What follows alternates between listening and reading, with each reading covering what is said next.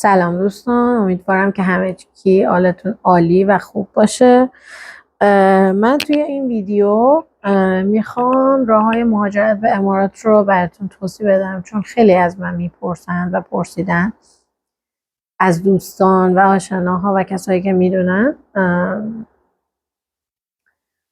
اول میخوام چند تا نکته بهتون بگم. این که کشور امارات از 7 امارت تشکیل شده که امسال هم 52مین سال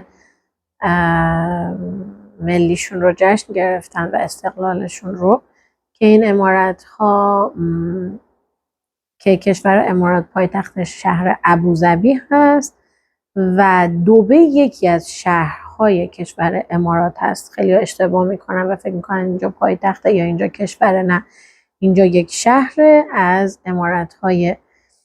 امارات متحده عربی، ولی خب در واقع میشه گفت پایتخت تجاریش هست، یه همچین چیزی، یا شهر تجاریش هست و پایتخت اصلی ابوظبی است. به هر حال وقتی که کسی میگه اقامت امارات یعنی اقامت کل امارات، ولی خب از هر شهری مثل دبی یا ابوظبی یا شارجه یا هر کدوم از این شهرهای امارات میتونن اقامت بگیرن. حالا اقامت ها به چه شکلی است؟ ببینین، اول اینکه باز مهمترین نکته ای که خیلی ها نمیدونن و میپرسن همیشه و من که میگم براشون عجیبه، اینه که کشورهای حوزه خلیج فارس مثل امارات، مثل عمان، مثل خیلی از این کشورها، اینا شهروندی نمیدن، پاسپورت نمیدن. شما اگر سالهای سال اینجا زندگی کنین، مثل اروپا یا آمریکا یا کانادا نیست که بعد از چند سال شما میتونین پاسپورت بگیرین. اینجوری نیست. خب یه عده کمی از کسایی که اصلیت ایرانی دارن، شاید 40 سال 50 سال پیش یا بیشتر اینجا زندگی کردن، یک شهروندی دارن که پاسپورت اینجا هم درجه بندی داره که بهش میگن که جنسیه، یعنی مثل اینکه امتیاز داره این پاسپورت، همش یکی، همش یه مدل نیست. به هر حال ولی کسایی که در همه این سالها اینجا زندگی کردن نمیتونن پاسپورت بگیرن. یعنی کسی که اینجا 30 ساله داره زندگی میکنه با اون کسی که 1 ساله یا 2 ساله اومده و اقامت گرفته شبیه همن و فرقی با هم نمیکنن. حالا مسئله دیگه اینه که اقامت های اینجا به شکل مدت زمانی هست، یعنی در واقع میشه گفت اقامت موقت که مدل های مختلف داره. 2 ساله داره، 5 ساله داره و 10 ساله داره. البته قبلا 3 ساله بود، دوباره عوض کردن به 2 ساله. و اینجا یک مسئله دیگه هم که هست، خیلی از قوانین اینجا زود به زود عوض میشه. یعنی ممکنه این ماه قانون این باشه، ماه بعد قانون کاملا عوض شده باشه و چیز دیگه باشه. پس همیشه باید آپدیت باشین. یعنی برای قوانین اینجا نمیتونین اگر یه قانون رو امروز به شما گفتن همچین قانونی هست، مطمئن باشین که حتما سال دیگه هم همین قانون هست. پس اینا رو در نظر داشته باشین. حالا اقامت های اینجا چجوریه؟ یکی از اقامت ها خرید ملک هست که قبلا 1 میلیون درهم بود، ولی چیزی که شنیدم الان فکر میکنم باید بالای 2 میلیون درهم بخوای خونه بخری که بتونی اقامت 10 ساله طلایی بگیری. و اقامت های طلایی هم که 10 ساله هست شامل یه سری آدما میشه که خودشون گفتن فرضاً سرمایه گذار باشن، یا اینکه توی رشته خاص تو رشته خودشون خیلی متبحر باشن، مثلا دانشمند باشن، یا بعضی از پزشکان اینجا البته گرفتن چون خیلی نیاز هست به خیلی رشته‌های پزشکی. اونا میتونن. هنرمندا ممکنه باشن، ورزشکار باشن، کسایی که مقام دارن، کسایی که به هر حال تو کار خودشون یه سطح خیلی بالایی از تجربه و موفقیت رو داشتن، اونا میتونن شامل این اقامت 10 ساله طلایی بشن. حالا یه مسئله دیگه که یادم اومد اینجا بهتون بگم، با خرید ملک شما اقامت میگیرید ولی نمیتونید کار کنید. یعنی این مجوزی نیست برای اینکه به شما اجازه کار بدن. اینم در نظر داشته باشید. حالا میریم راههای بعدی. یکی از راههای دیگه دانشجویی، اقامت دانشجویی که شما مثل خیلی از کشورهای دیگه اقامت دانشجویی رو میگیرید از یکی از دانشگاه‌های امارات که 3 تا از دانشگاه‌های کشور امارات جز 5 کشور جز رتبه از 1 تا 500 جز این رنکینگ هست. یعنی شامل از 1 تا 500، نمیدونم حالا دقیقاً درجه چند، ولی بین 500 تا اول دانشگاه دنیا 3 تا از دانشگاه‌ها تو این رتبه قرار میگیره از دانشگاه‌های امارات که اقامت دانشجویی هم 1 ساله است و 1 سال شما باید تمدید کنید تا زمانی که دارید درس میخونید. و فکر میکنم مهمترین راهی که ایرانی ها با شرایط ایران و با پاسپورت ایران نیاز دارن اقامتی هست که کار بتونن بکنن و با هزینه کم. ببینید متاسفانه کشور امارات الان به ما ایرانی ها اقامت کاری نمیده. یعنی اگر کسی اقدام کنه، اگر کسی به شما بگه که اقامت کاری یعنی اقامت کارمندی، همچین چیزی معمولا نیست. یعنی اینجا برای یک ایرانی همچین چیزی در نهایت که بره تو اداره کار درخواست شما بره معمولا و اداره مهاجرت معمولا رد میشه. یعنی شما اگر شروع کنید از صفر بخواید وارد کشور امارات بشید و بخواید از طریق اقامت کارمندی اقدام کنید به احتمال 99.9% ریجکت میشه و رد میشه. میمونه یک اقامت دیگه که دقیقاً ما با این کار داریم و به درد ما ایرانی ها هم میخوره و اگر کسی بخواد اقامت بگیره باید رو این قسمت بیشتر تمرکز کنه و از این راه اقدام بکنه. اقامت از طریق ثبت شرکت هست. خب اقامت از طریق ثبت شرکت که مخصوصا تو چند سال اخیر و مخصوصا در 2 سال اخیر بسیار زیاد از ایرانی ها اومدن اینجا و ثبت شرکت کردن. حالا بهش میگن شریک لایسنس. میتونید به صورت 2 یا 3 نفره اقدام کنید یا اینکه میتونید به صورت تک نفره اقدام کنید. یعنی مثلا شما برای خودتون تنها یک شرکت ثبت کنید و یا اینکه با همراه دوستتون یا مثلا کس دیگه ای به عنوان شریک مثلا 2 یا 3 نفر اون شرکت رو ثبت کنید. که زمانی هم که شما شرکت ثبت میکنید شرایطش چجوریه؟ شرایطش اینه که و هزینهش و البته هزینهش ببینید یه چیزی حدود 17-18 هزار درهم به بالا که نرخ امروز درهم دقیقا نمیدونم ولی باید بین 14 تا 15 هزار درهم باید نرخ امروزه درهم باشه. شما باید اینطوری حساب کنید که هر یه درهمی تقریبا 14 هزار خورده ای تومن میشه و دیگه این عدد رو ضرب در تومن کنید.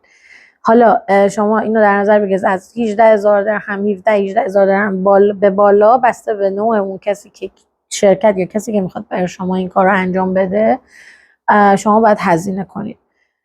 و اینکه بعضیا میگن خودشون بخوان انجام بدن، ببینید بله هر کسی خودش هم میتونه بیاد اینجا و بره دنبال ثبت شرکت و شرکت رو ثبت کنه و اقامت رو بگیره. منتها خیلی کارش بیشتر طول میکشه به خاطر اینکه قاعدتاً وقتی که یک عده خم و چم راهو میدونن، شرایط ادارات رو میدونن، شرایط کاری رو میدونن، خب مسلما اونا خیلی بهتر میتونن این کار رو انجام بدن. معمولا تا 1 تا 2 هفته میتونن این اقامت رو برای شما بگیرن.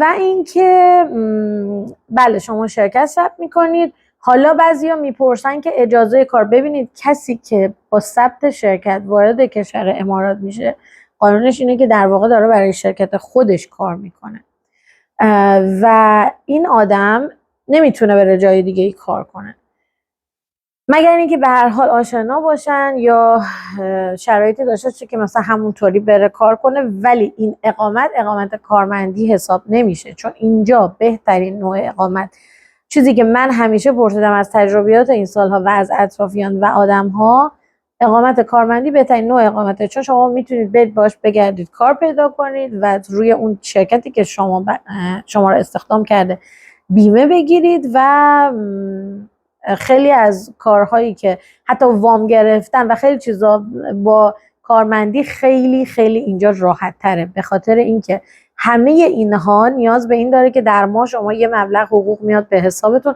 و کارمند این شرکت هستین و وقتی شما بخواید شرکت خودتون رو داشته باشین این خیلی خوبه، ولی در حالتی خیلی خوبه که شما واقعا هزینه و سرمایه‌ای داشته باشین که بتونید این کار رو انجام بدین و حتی اگر بتونید بیاد باش کار کنید که این خیلی عالیه، یعنی با شرکت خودتون در واقع کار کنید و سرمایه گذاری کنید که در اون صورت دیگه برای بیمه و همه اینا دیگه خودتون باید بیمه شخصی بکنید که اینا خودش هزینه‌های خیلی زیادی داره. پس در نظر داشته باشین برای کشور امارات برای گرفتن اقامت از طریق ثبت شرکت هست الان برای ایرانی ها و باید بیان اینجا شرکت خودشون رو ثبت کنن و دیگه همه هزینه ها با خودشونه. این مبلغی هم که من گفتم از اون اول پرداخت میکنید، حدود 18,000 درهم به بالا، بعضیا میگن 20 22 بسته به تعدادی که بخوان تو اون شرکت باشن.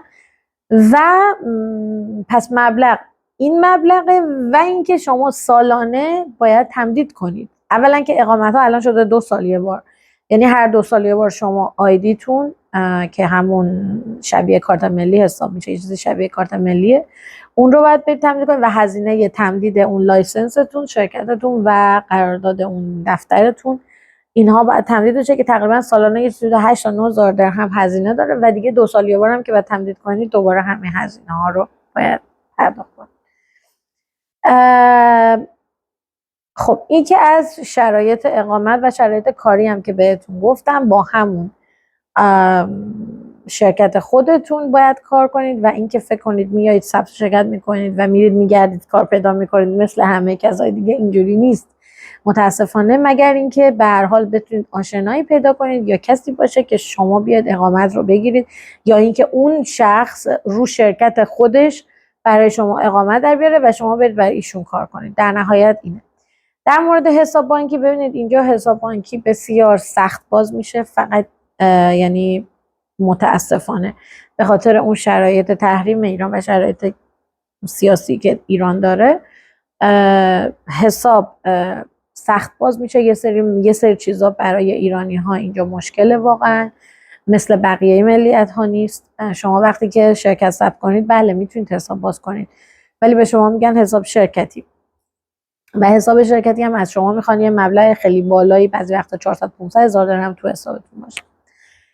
حالا مسئله اینطوری میشه که الان مثلا همه کسایی که الان دارن اینجا زندگی میکنن، یه سری بانک ها باز شده که بانک های آنلاین هستش، مثلا یکیشون به اسم الماریه و جدیداً شنیدم مشرق و بانک شارجه اسلامی، اسلامیک بانک، اینا شنیدم باز حساب باز میکنن، حسابای جاری یا حسابای پسنداز میتونید باز کنید که بیشتر بانک ها، این الماریه که میگم کاملا بانک آنلاین هست، فقط یه دونه شعبه فیزیکی در ابوظبی داره و جدیداً یه دونه شعبه کوچولو که همه کارا رو انجام نمیده در امرس مال در دبی داره.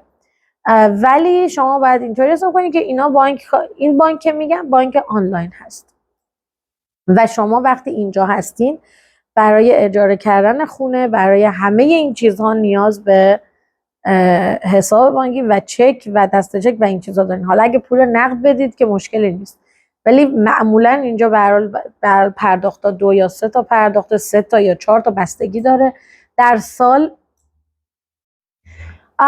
و اگر بخوام راجع به هزینه ها برای شما توضیح بدم، الان من میتونم به صورت کوتاه یه خلاصه به شما راجع به هزینه ها توضیح میدم، منتها احتمالاً در آینده نزدیک من بیشتر میام جز به جز راجع به یه سری چیزا برای شما توضیح میدم. راجع به هزینه ها من میتونم بهتون بگم که برای یک نفر، زندگی یک نفر اینجا که بخواد یک خونه یک خوابه، حالا ما در نظر بگیریم استودیو فلت که در واقع میشه یه تیکه اتاق بدون اتاق خواب، یعنی همه اون مجموعه توی همون قسمت، آشپزخونه کوچولو، دستشوی توالت و یک اتاقی که دیگه اتاق خواب مجزا نداره، به این میگن استودیو فلت اینجا. حالا بعدش دیگه میشه یک خوابه و به بالا. اگه بخواین این مدل خونه رو شما اجاره کنین و یک زندگی معمولی و یک پولی بیارید که باهاش ماشین بخرید، حالا میگم من قیمت ها رو جز به جز بعداً بیشتر میتونم برای شما توی ویدیو دیگه توضیح بدم، اگر که دیدم واقعا نیاز هست و درخواست ها بالاست و در حال مخاطب زیاده، من حتما این کار انجام میدم. شما اگر بخواید یک همچین زندگی رو با یک دونه ماشین و به هر حال به محل کار بیاید و یه دونه استودیو فلت بخواید اجاره کنید، من این رو در یه جای متوسط دبی برای شما در نظر میگیرم، نه جای خیلی بالا، متوسط در رو به پایین، از حداقل بخوایم شروع کنیم با خورد و خوراک و زندگی و حالا هزینه ماشین و بنزین و همه اینها، یک چیزی حدود کم من میتونم بگم کم بین 10,000 درهم به بالا، یعنی دیگه حداقل 8 تا 10,000 درهم به بالا شما باید در ماه هزینه کنید برای زندگیتون. و اینجا پرداخت ها به صورت قسطی است. اینجا ما پول پیش نداریم که بگیم پول پیش و اجاره، رهن و اجاره نداریم. در دبی تمام منزل ها و خونه ها اجاره است، یعنی شما اجاره برای 1 سال پرداخت میکنید و اجاره ها معمولا ماه به ماه نیست، سالانه است و در سال شما بستگی دیگه به اون صابخونه و اون مکان داره که پرداختاشون بعضیا 3 تا پرداخت، 4 تا پرداخت یا 2 تا پرداخت یا بعضی وقتا حتی 1 دونه پرداخت، یعنی 1 بار در سال، 2 بار، 3 بار، 4 بار مثلا شما میتونید اجارتون رو پرداخت کنید. دیگه پس هزینه ها اینطوری شد که به ازای هر 1 نفر آدم که بخواد زندگی بکنه شما و 1 ماشینی از خودش پول بیاره و اینجا بخره و به هر حال اجاره خونه بخواد بده و غذا و رفت و آمد و همه اینا، یک چیزی حدود 8 تا 10,000 درهم به بالا شما باید حداقل هزینه کنید برای زندگیتون. که حالا وقتی ما میگیم برای 1 نفر اینطوری نیست که وقتی 2 نفر شد 2 برابر بشه، چون همیشه کسایی که سرشون تو کار هزینه و حساب کتابه میدونن که هزینه یه سری چیزا هزینه مشترک است. مثلا توی یک خونه 2 نفر آدم اگر 1 نفر باشه که 2 نفر ضرب در 2 نمیشه. خب ولی یه عده آدم هم اینجا هستن که با درآمد کمتر دارن زندگی میکنن، مثلا میان از من میپرسن میگن که چجوری اون آدم با 2,000 درهم، مثلا فلان کس با 2,000 درهم یا 4,000 درهم داره اینجا زندگی میکنه. ببینین اینجا شرایط پایینتر هم از، بهش میگن شیرینگ یا در واقع همون زندگی مشترک، اتاق مشترک. مثلا یک خونه است، یک طبقه، یک واحده که اینا رو تقسیم بندی کردن، گاهی با پارتیشن زدن و یا اینکه بد اسپیس بهش میگن که اجاره تخت هست. مثلا توی یک اتاق شما 2 تا 3 تا 4 تا یا به بالا میتونید هم اتاقی داشته باشید، یعنی در واقع شما توی یک مجموعه، یک طبقه از یک واحد از یک آپارتمان که چند تا اتاق داره و توی هر اتاق ممکنه چند نفر زندگی کنن. توی اون حالت اجاره اتاق، اجاره تخت از ماهی 600 درهم چیزی که من میدونم به بالا شروع میشه که اون دیگه میشه حالت مشترک. حالا دیگه بستگی داره، بعضی وقتا 1 نفر 1 اتاق توی یک طبقه از ساختمون میگیره، بعضی وقتا اونو مشترک میکنه با کسی دیگه بسته به اون قیمت ها تغییر میکنه. که برای 1 اتاق هم حداقل چیزی که من میدونم بخواید 1 اتاق مجزا داشته باشید، فکر میکنم ماهی 2 تا 2,500 به بالا شما باید اجاره برای اون فقط 1 دونه اتاق بدید. دیگه اینها شرایط زندگی در دبی هست و کشور امارات. و اینکه من این ویدیو رو چند وقت پیش قول داده بودم که آماده کنم، بالاخره فرصت شد و انجامش دادم. و لطفا من رو حمایت کنید، کامنت بذارید اگه سوال دارید من جواب بدم و حتی بتونم اینو در نظر بگیرم که برای ویدیوهای بعدی چه مطلبی رو براتون آماده کنم که واقعا به دردتون میخوره. ولی ازتون خواهش میکنم کانال من رو سابسکرایب کنید و لایک کنید و سوال هاتون رو حتما کامنت بذارید. خیلی خوشحال میشم ببینمتون. این هم از ویدیوی امروز. روز خوبی داشته باشین و هفته عالی. فعلا خدا نگهدار تا بعد.